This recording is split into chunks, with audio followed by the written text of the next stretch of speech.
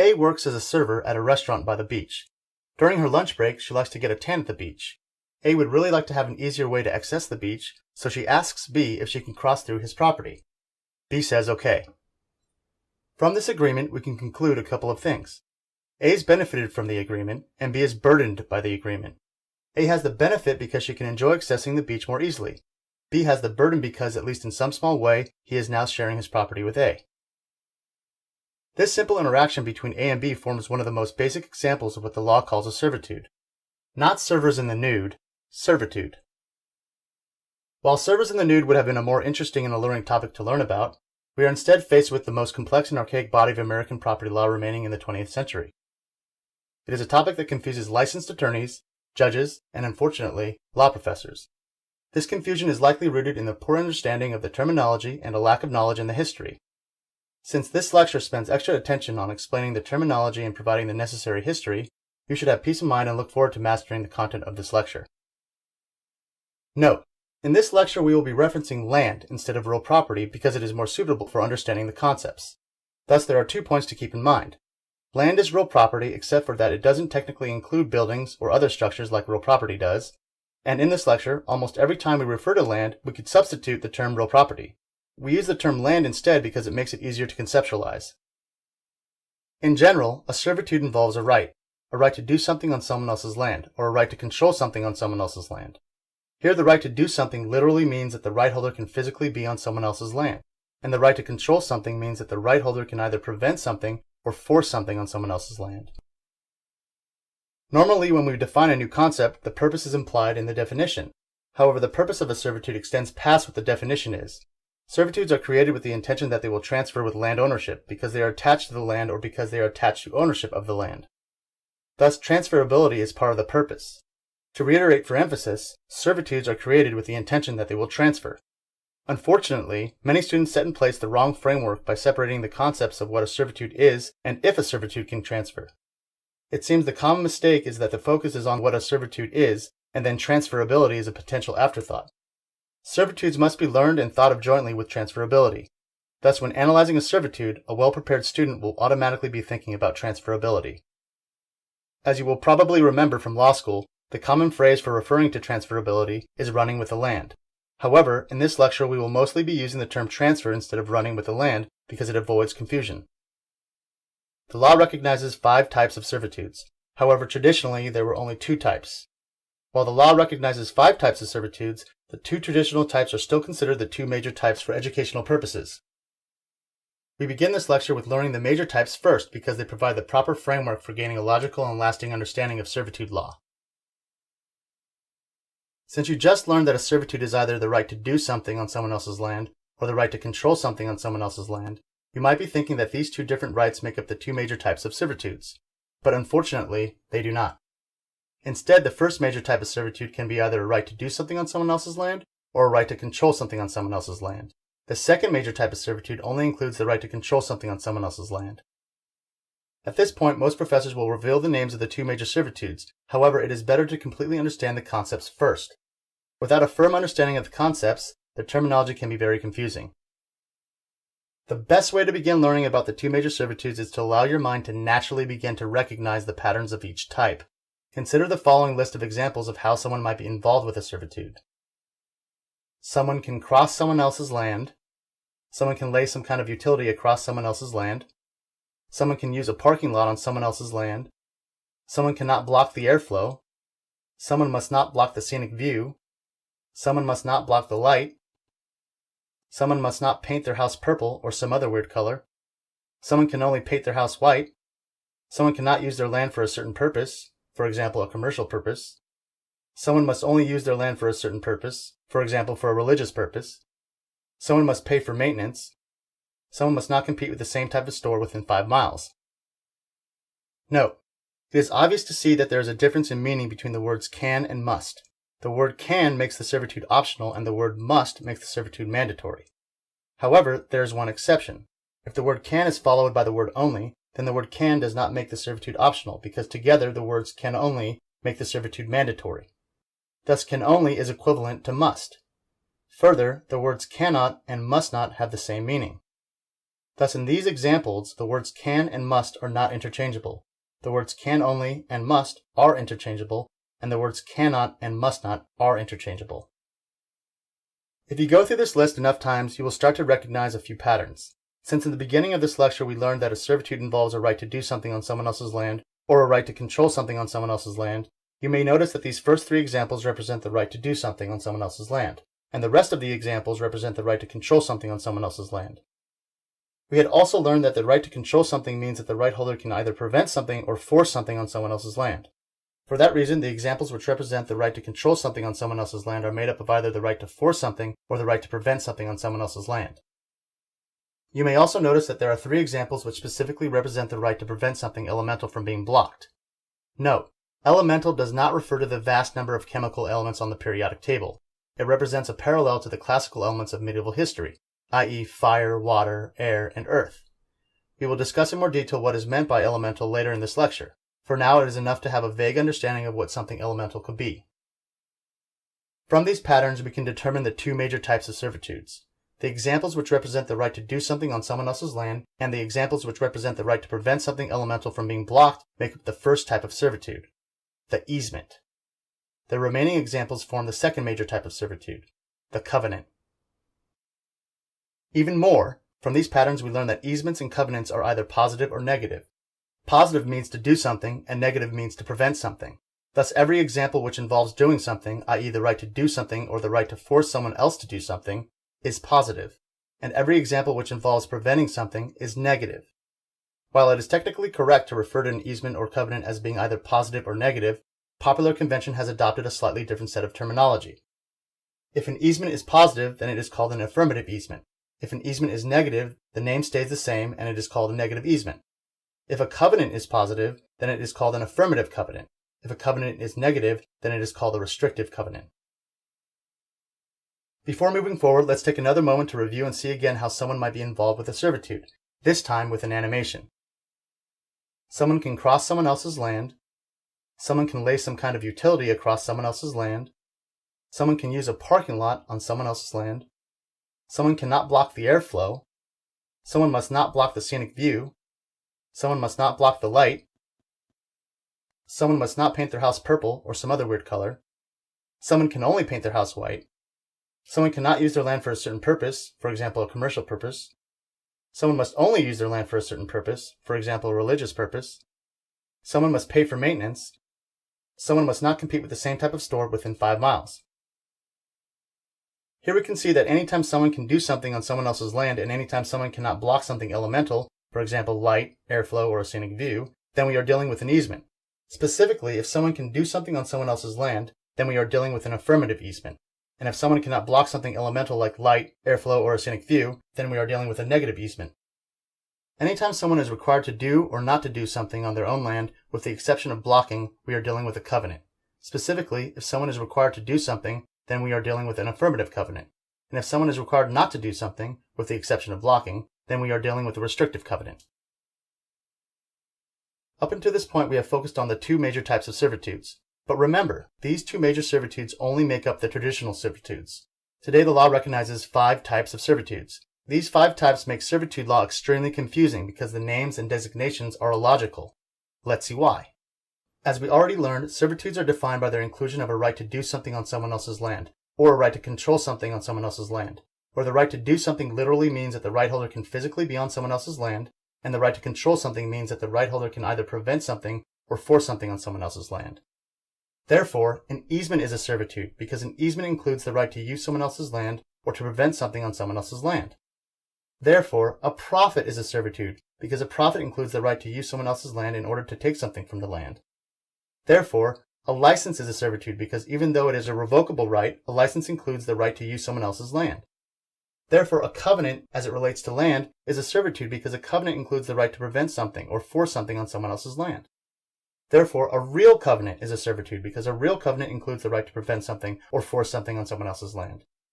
Therefore, an equitable servitude is a servitude because an equitable servitude includes the right to prevent something or force something on someone else's land. Thus, it would seem that there are 6 types of servitudes.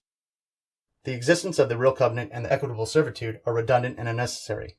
Their existence is not due to logic, but instead is due to history. In England, there were two court systems, courts of law and courts of equity.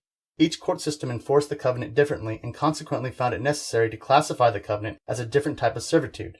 Enforcing a covenant in a court of law created a real covenant, where the remedy was monetary damages and injunctive relief.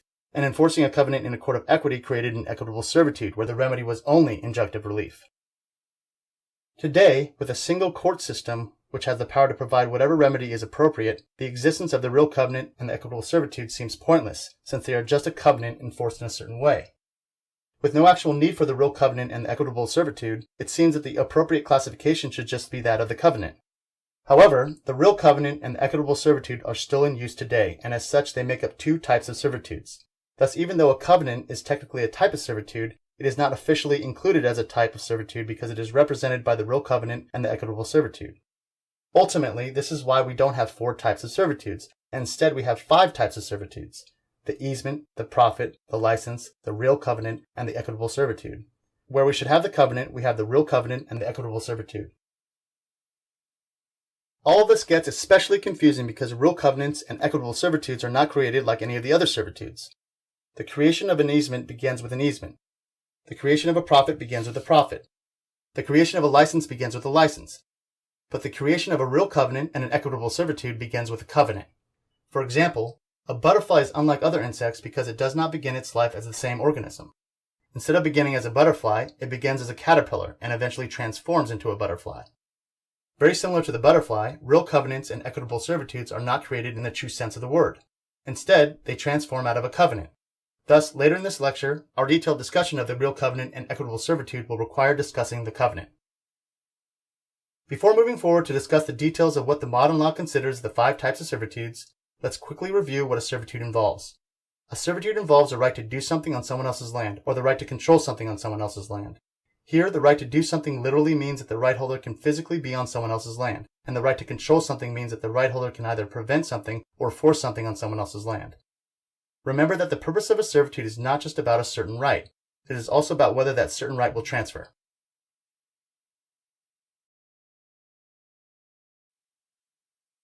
The easement.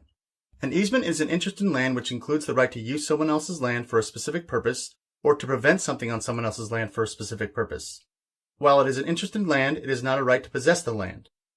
The specific purpose in using the land is typically to cross the land, for example, crossing over a neighbor's land to access a public road. At some point in the discussion of easements, you may feel overwhelmed by the terminology. As a preview, it will be helpful to remember that easements always involve a burden and a benefit, and that every easement has 3 characteristics. The first characteristic is that an easement can either be positive or negative. The second characteristic is that an easement involves 1 or 2 pieces of land. And the third characteristic is that an easement can either be personal or commercial. As we mentioned earlier, easements can either be positive or negative, where positive means to do something and negative means to prevent something. By popular convention, positive easements are called affirmative easements, and negative easements stay the same and are called negative easements. Here's an example of an affirmative easement. A and B are neighbors. A's land is next to the public street. B's land is behind A's land. To access the public street, B must use a dirt road which takes 30 minutes. A gives B the right to cross over his land. B has an affirmative easement. Further, note that B's land has the benefit and A's land has the burden. The negative easement. Since negative means to prevent something, and since the name is negative easement, most students make the easy mistake of thinking that a negative easement is strictly the right to prevent something on someone else's land. However, this definition is specific to the restrictive covenant, which is another servitude that we will learn about later in this lecture. Thus, this mistake in the definition is also the main reason why so many students confuse the negative easement with the restrictive covenant. Since popular convention has left us with a name that is somewhat misleading, we have to know better. Instead, the negative easement is a right to prevent someone from blocking something elemental on their land. The word elemental sounds odd, but it is simple because it represents only a few things.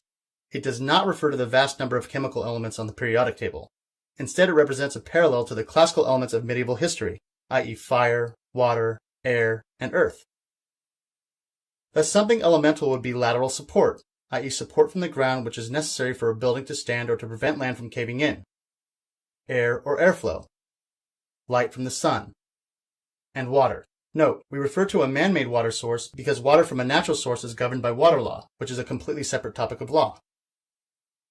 In addition, a growing minority of states include a scenic view as something that can be protected by a negative easement. Here's an example of a negative easement. A and B are neighbors. A's land is next to a beach. B's land is behind A's land.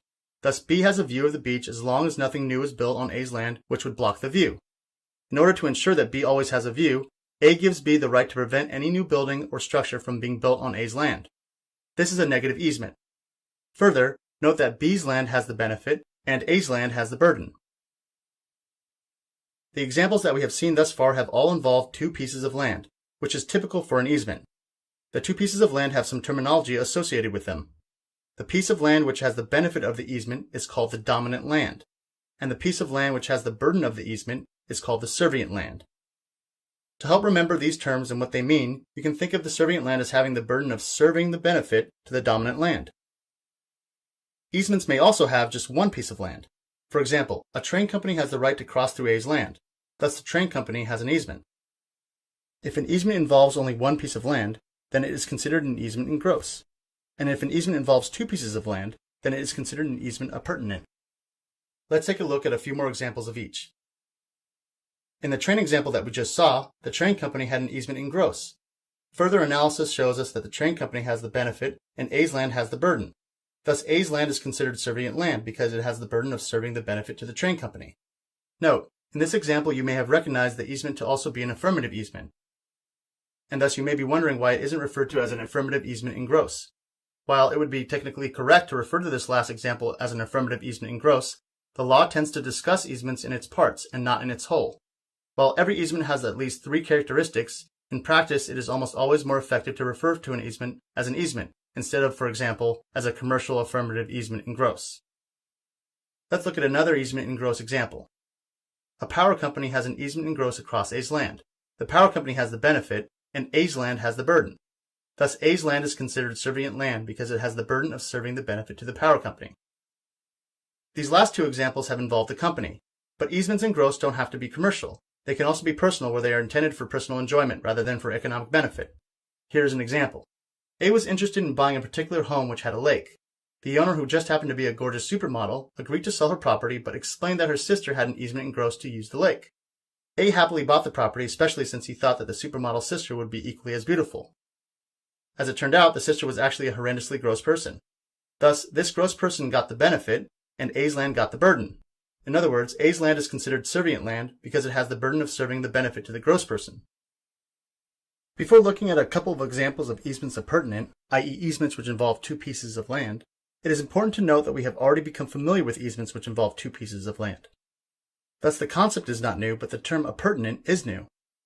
For good practice, let's review a couple of examples of the easement appurtenant. A and B are neighbors. A's land is next to a public street. B's land is behind A's land. To access the public street, B must use a dirt road which takes 30 minutes. A gives B the right to cross over his land. Thus, B has an easement appurtenant because two pieces of land are involved, the servient land and the dominant land.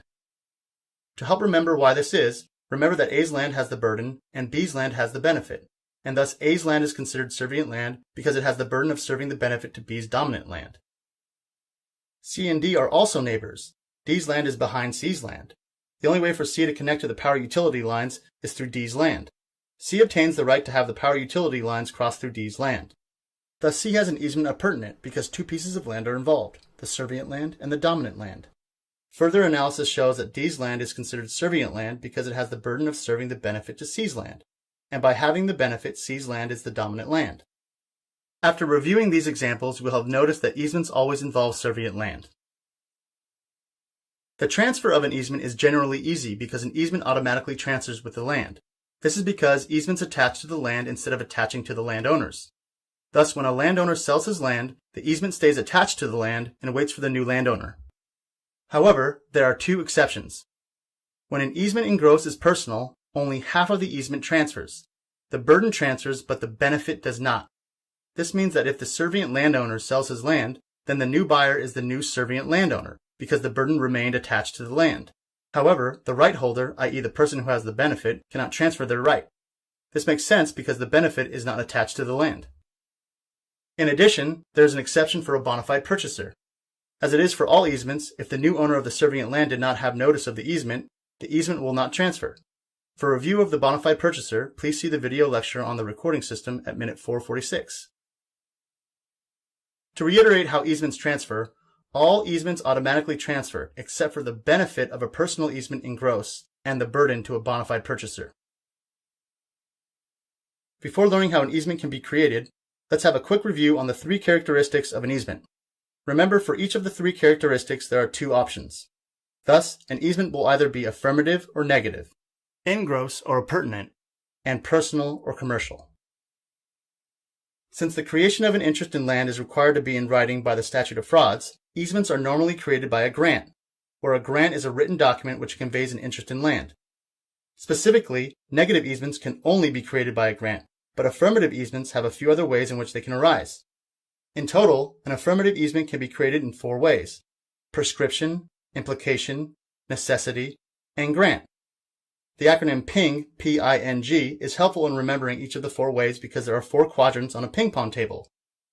To create an affirmative easement by prescription, the elements of adverse possession are required.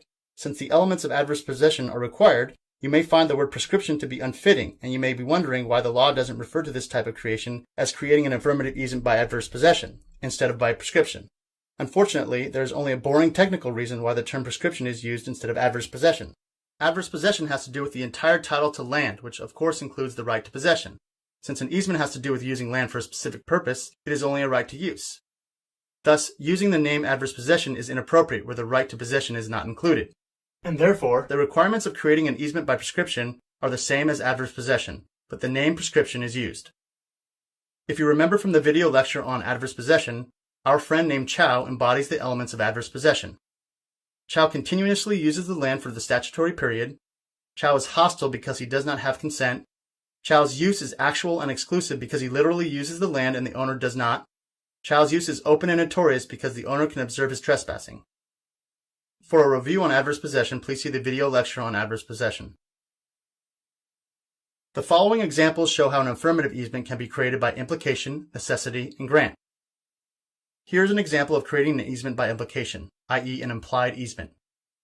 A owns 2 lots. He builds one main house on the large lot and a guest house on the smaller lot. He constructs one sewer pipe for both homes, which runs underneath the front yard of the main house. A decides to sell his 2 properties to B and C, but he forgets to include that B's house has an easement to use the sewer pipe, which runs underneath C's front yard. C does not want B to use the sewer pipe.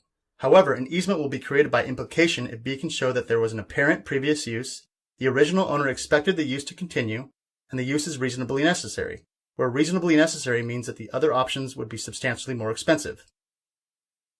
Here is an example of creating an easement by necessity. Picking up where we left off in this last example, imagine now that C decides to sell part of his land to D. If the only way to access D's land is through C's land, then D's land will be considered landlocked. If for some reason C does not grant D an easement over his land, then an easement by necessity will be created. Specifically, an easement by necessity is only created if there was once common ownership of the dominant and servient land and if the easement is strictly necessary. Strict necessity means that the easement is absolutely necessary for the reasonable use and enjoyment of the land. Note, necessity and implication are similar ways to create an easement, which makes them confusing. They are especially confusing because an easement by necessity is technically a certain type of implied easement. The important distinction to remember is that the easement by implication requires only reasonable necessity, and the easement by necessity requires strict necessity. Lastly, the most common and straightforward way that an affirmative easement is created is by grant, where a grant is a written document which conveys an interest in land. The actual document is called an easement deed. Thus, an affirmative easement can be created by PING, prescription, implication, necessity, and grant.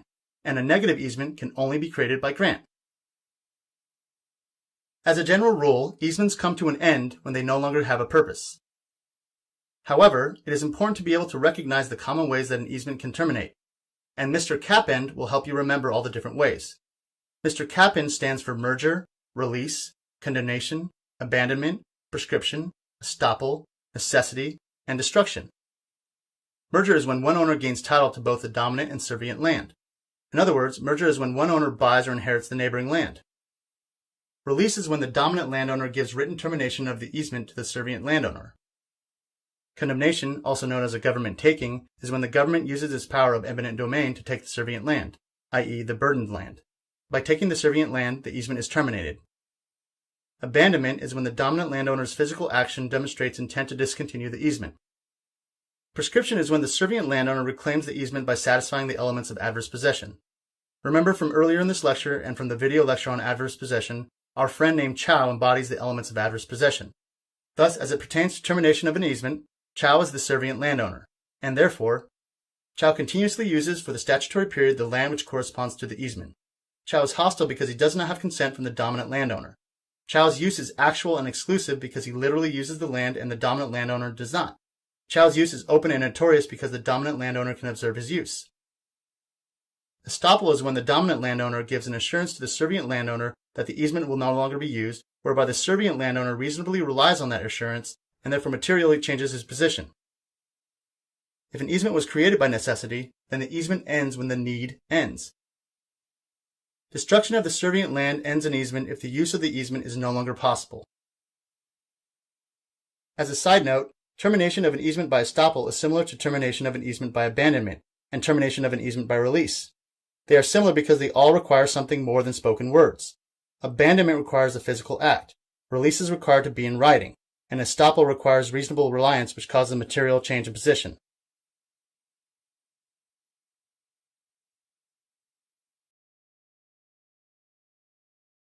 Profit à pondre, or profit for short, is the same as an affirmative easement except that it adds the right to take something from the land, i.e. hunting, fishing, or removal of other natural resources. Thus a profit is an interest in land which includes the right to use someone else's land in order to take something from the land. A license is effectively the same as an affirmative easement except that it is revocable. Thus a license is a revocable right to use someone else's land for a specific purpose. And to say it another common way, a license is permission to use someone else's land for a specific purpose. Licenses are typically created in two situations: ticket sales at an event, and when easements fail because they were not in writing. Let's look at an example of each. Imagine a movie theater where people are waiting for the movie to begin. For some reason, the manager walks up to one of the patrons and asks him to leave. While this may seem unfair, the patron must leave because the ticket is only a license, and as you already know, a license is revocable at any time. Note, the patron is not at a total loss. Where property law provides the manager with the power to make the patron leave, contract law provides the patron with the power to sue for a breach of contract. Now let's take a look at an example where a license is created because an easement was not in writing. Two neighbors, A and B, are having a conversation by the fence between their two properties. A tells B that he can come across his land in order to access the lake. A's words sound like they give B an easement, but as we learned in the previous section on easements, verbal promises are not enforceable because of the statute of frauds. Thus, A has only given B a license which A can take back from B at any time. Note, there is one exception which may prevent a license from being revoked. If the holder of the right reasonably relies on the continuation of the license by investing money or labor, then the license may not be revocable and instead may be enforced. This is the rule of estoppel. Further, if estoppel prevents a license from being revoked, then the license may be transformed into an easement. At this point, we have discussed 3 of the 5 types of servitudes: the easement, the profit, and the license. Thus, we have 2 more servitudes to cover. These last 2 servitudes are nearly identical. They are both based on a covenant, and one is the variation of the other. In fact, the American Law Institute does not distinguish between the two and instead considers them to be one type of servitude. These last 2 servitudes are the real covenant and the equitable servitude, where the equitable servitude is a variation of the real covenant. While it would be easier and more logical to learn only about one more type of servitude called the covenant, it is necessary to split the covenant into 2 servitudes, the real covenant and the equitable servitude, as a requirement for understanding today's law. The covenant. Since the real covenant is a covenant enforced at law, and the equitable servitude is a covenant enforced at equity, we will begin by discussing the covenant. A covenant is a promise. As a promise, the covenant is typically found in a contract or a deed, also known as the title or a title to property. In this lecture, we are focusing on a particular kind of covenant, which is a promise related to land. Covenants closely resemble easements, but they are different. While they both have to do with rights related to land, they do not come from the same body of law. Easements come from property law, and covenants come from contract law. This difference becomes more obvious when we compare them. An easement is an interest in land, and a covenant is a promise related to land. Thus, the easement has to do with ownership, and the covenant does not. Therefore, when someone is enforcing an easement, they are enforcing a right which gets its power from actually owning something, i.e. property law. And when someone is enforcing a covenant, they are enforcing a right which gets its power from a promise, i.e. contract law. Just like easements, covenants involve a burden and a benefit. And just like easements, covenants can be positive or negative, where positive means to do something and negative means to prevent something. A positive covenant is called an affirmative covenant, and a negative covenant is called a restrictive covenant. Examples of an affirmative covenant are a promise to only paint the house white, a promise to only use the land for religious purposes, a promise to pay for maintenance. Examples of restrictive covenants are a promise not to paint the house purple or some other weird color, a promise not to open a commercial store, a promise not to compete with the same type of store within 5 miles. Termination. Just as you learned how an easement can terminate with Mr. Capend, Mr. Cap Ace will help you remember all the different ways that a covenant can end. Mr. Cap Ace stands for merger, release, condemnation, abandonment, prescription, agreement, changed conditions, and estoppel. Note, Mr. Capend and Mr. Cap Ace are the same except for the last 2 elements of Mr. Capend. Necessity and destruction are replaced by the elements agreement and changed conditions in Mr. Cap Ace. Merger is when one owner gains title to both pieces of land affected by the covenant. In other words, merger is when one owner buys or inherits the other land affected by the covenant. Release is when the owner who benefits from the covenant gives written termination of his right to benefit to the owner who is burdened by the covenant. Condemnation, also known as a government taking, is when the government uses its power of eminent domain to take the land which belongs to the owner who is burdened by the covenant. By taking the land, the covenant is terminated. Abandonment is when the owner who benefits from the covenant takes physical action which demonstrates the intent to discontinue the covenant. Prescription is when the owner who is burdened by the covenant terminates the covenant by satisfying the elements of adverse possession. Remember from earlier in this lecture and from the video lecture on adverse possession, our friend named Chow embodies the elements of adverse possession. Thus, as it pertains to termination of a covenant, Chow is the owner who is burdened by the covenant, and therefore Chow continuously uses, for the statutory period, his land in violation of the covenant. Chow is hostile because he does not have consent from the owner who benefits from the covenant. Chow's use is actual and exclusive because he literally uses his land in violation of the covenant. Chow's use is open and notorious because the owner who benefits from the covenant can observe his use. Agreement. The parties bound by the covenant can always agree to end the covenant, or can negotiate to end the covenant. Changed conditions. A covenant is unenforceable if circumstances have changed so drastically that the covenant no longer provides a benefit. Some examples of change that might render a covenant obsolete are new development, new zoning laws, non-enforcement. Estoppel is when the owner who benefits from the covenant gives an assurance of terminating the covenant to the owner who is burdened by the covenant, whereby the owner who is burdened by the covenant reasonably relies on the assurance and therefore materially changes his position. The discussion of how a covenant transfers requires a discussion on how a covenant is enforced. This is because when we are analyzing whether a covenant transfers, we are actually analyzing whether the covenant will be enforceable against a new owner. A covenant can be enforced in 2 ways. As with other court remedies, a covenant can be enforced with a legal remedy, and it can be enforced with an equitable remedy. The legal remedy includes monetary damages or monetary damages and an injunction, and the equitable remedy includes only an injunction. This is where covenants get a little confusing. If the covenant is enforced at law, i.e. if the covenant is enforced with a legal remedy, then the covenant is considered a certain type of servitude, called the real covenant. However, if the covenant is enforced at equity, i.e. if the covenant is enforced with an equitable remedy, then the covenant is considered a certain type of servitude called the equitable servitude. The reason for this, as we mentioned in the beginning of this lecture, is because the law of servitudes was created in England. At the time when the law of servitudes was created, England had 2 different court systems, a court of law and a court of equity. If a covenant was enforced in the court of law, then the covenant was considered a real covenant. However, the court of equity felt the need to create an entirely new type of servitude, the equitable servitude.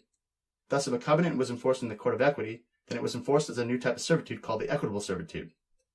Even though our American court system provides both legal and equitable remedies, it has unfortunately adopted the same framework for servitudes, and thus the real covenant and the equitable servitude continue to exist. Note, even though a covenant by itself is technically a type of servitude, it is not officially included as a type of servitude because it is already represented by the real covenant and the equitable servitude.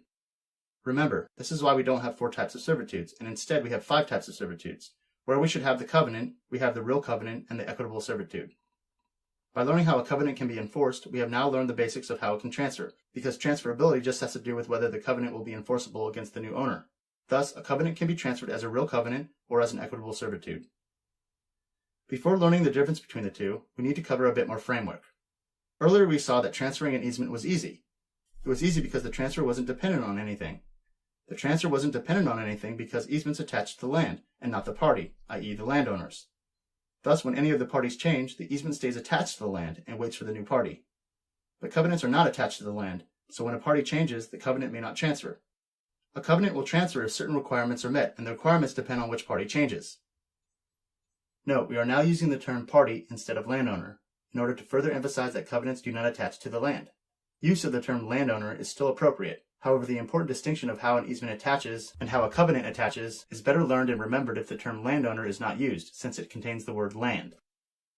As we mentioned earlier, and just like easements, a covenant involves a burden and a benefit, where one party has the burden and one party has the benefit. Thus, when we are talking about a covenant transferring, we could be talking about the burden transferring, or we could be talking about the benefit transferring, or we could be talking about both the burden and the benefit transferring. To know which one we are talking about only requires knowing which parties are involved. The party with the burden, the party with the benefit, or both. This is why it matters which party is changing, because by knowing which party is changing, you can know whether the burden, the benefit, or both are affected. And by knowing which one is affected, you will know which requirements are necessary for the covenant to transfer. Let's take a look at 3 examples which will show each way that a covenant will transfer. A has 2 pieces of land which are adjacent to each other. A agrees to sell one of the pieces of land to B, if B promises that he will not use the land for commercial purposes. A has the benefit of the covenant and B has the burden of the covenant. Now B sells to C. C wants to build a commercial store. For the covenant to transfer, the burden must transfer. Now imagine the initial scenario, except that instead of B selling to C, A sells to D, and instead B wants to build a commercial store. For the covenant to transfer, the benefit must transfer. And now finally, imagine the initial scenario, except this time A sells to D, B sells to C, and C wants to build a commercial store. For the covenant to transfer, the burden and the benefit must transfer. After reviewing how a covenant can transfer, it is important for practical reasons to remember which party has the task of proving that a covenant can transfer. The task always belongs to the party who has the benefit. This makes sense because the party which has the burden has nothing to gain by the covenant being enforced, and the party which has the benefit will lose his benefit if the covenant is not enforced. By remembering which party has the benefit, it will allow you to know what is required for the covenant to transfer. As it pertains to the previous examples, if A wants to enforce his benefit of the covenant against C, he must show that the burden transfers. If D wants to enforce his benefit of the covenant against B, he must show that the benefit transfers. If D wants to enforce his benefit of the covenant against C, he must show that both the burden and the benefit transfer.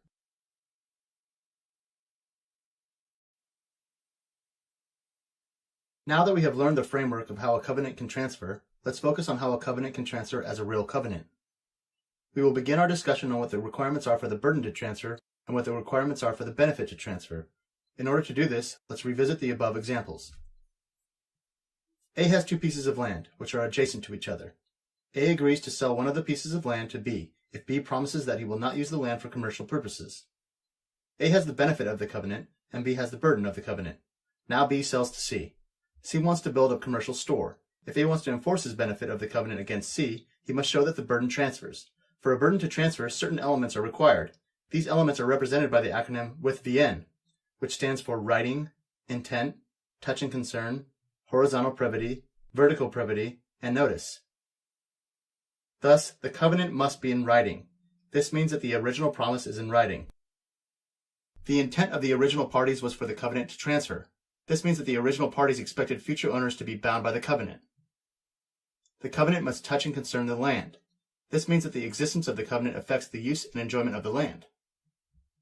The covenant must have horizontal privity, which means that the burdened land had to have been transferred between the original parties. The transfer did not have to be the entire estate to satisfy horizontal privity. An interest as small as a leasehold estate was enough. In other words, horizontal privity is satisfied where the burdened land was first owned by one of the original parties, and then transferred to the other original party.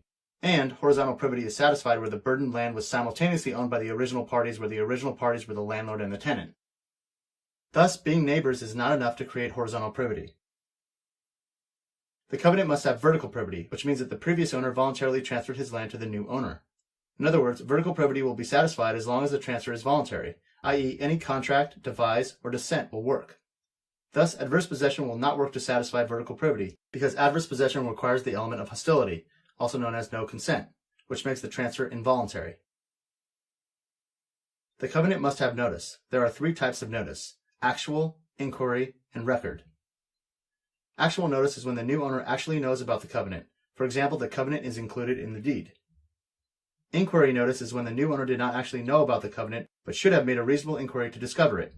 This is the situation when the given circumstances would compel a reasonable person to investigate further. Record notice is when the new owner is considered to have known about the covenant because the covenant was properly recorded. In other words, the new owner is on notice because a proper recording makes the covenant a public document that can be searched and found by anyone.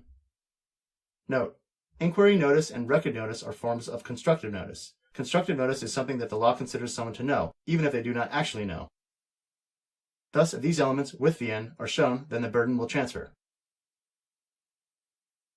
Now imagine the initial scenario, except that instead of B selling to C, A sells to D, and instead B wants to build a commercial store.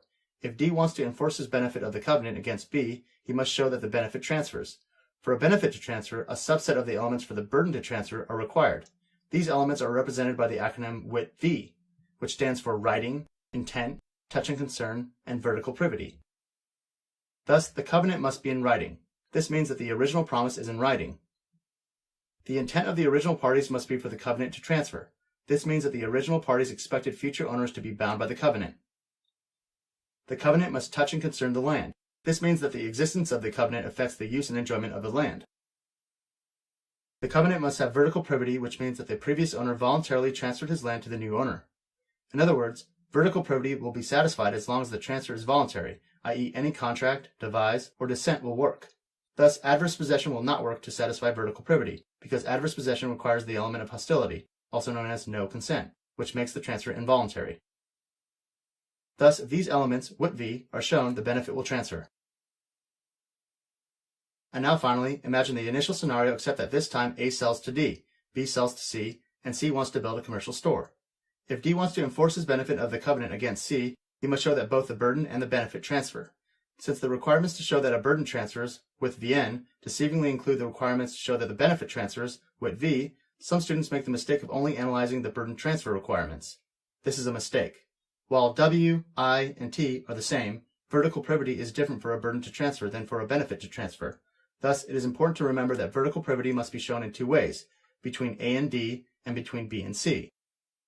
Thus, if these elements, with VN and WIT-V, are shown, then the burden and the benefit will transfer. Sometimes it is difficult to prove the elements of privity in order for a covenant to transfer as a real covenant. The horizontal privity element is especially difficult to prove.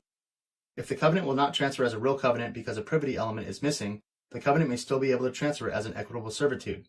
It is easier for a covenant to transfer as an equitable servitude because there are less elements to show. You only have to show WIT-N for the burden to transfer and WIT for the benefit to transfer. As this lecture transitions from real covenants to equitable servitudes, let's review some concepts and terminology. Remember that the question of whether a covenant transfers is the same as the question of whether the covenant can be enforced against a new owner. Thus, when a covenant transfers as a real covenant, it is referred to as a covenant being enforced at law. However, when a covenant transfers as an equitable servitude, it is referred to as a covenant being enforced at equity. As a reminder, it is important not to confuse the term servitude with the term equitable servitude. A servitude is an umbrella term which is the topic of this lecture. The different types of servitudes are the easement, the profit, the license, the real covenant, and the equitable servitude. Thus, an equitable servitude is just a type of servitude. The equitable servitude is the same as the real covenant, except that it involves a different remedy. The real covenant has two remedy options: monetary damages, or it can be, and usually is, both monetary damages and an injunction. The equitable servitude has only one remedy, which is an injunction. Many legal authorities do a poor job of explaining the difference in remedies because they explain the difference as the real covenant having one remedy and the equitable servitude as having another. This is why many students make the mistake of thinking that the remedy for a real covenant is only monetary damages. While the only remedy for an equitable servitude is an injunction, the real covenant has two remedies, either monetary damages or monetary damages and an injunction. As we already mentioned, a covenant will transfer as an equitable servitude if certain elements are met. The elements for the burden to transfer are WIT-N, which, as we learned earlier, stands for writing, intent, touch and concern, and notice. The elements for the benefit to transfer are WIT. Further, the burden may have another way to transfer if any of the elements, writing, intent, and touch and concern, are missing. For one specific situation, the purpose of these three elements can be fulfilled by the general scheme doctrine. If the covenant applies to other neighboring properties in addition to the owner with the burden, then the covenant can be implied as an implied equitable servitude. Therefore, an implied equitable servitude requires a general scheme and notice. A general scheme is when a developer builds a neighborhood or other real estate development with each property having the same physical characteristics. Thus, the covenant affects more than one property. As we already learned, there are 3 types of notice: actual, inquiry, and record. Actual notice is when the new owner actually knows about the covenant. For example, the covenant is included in the deed. Inquiry notice is when the new owner did not actually know about the covenant but should have made a reasonable inquiry to discover it. Specifically, the physical uniformity of the neighboring land would compel a reasonable person to make further inquiry and discover the covenant. Record notice is when the new owner is considered to have known about the covenant because the covenant was properly recorded. In other words, the new owner is on notice because a proper recording makes the covenant a public document that can be searched and found by anyone.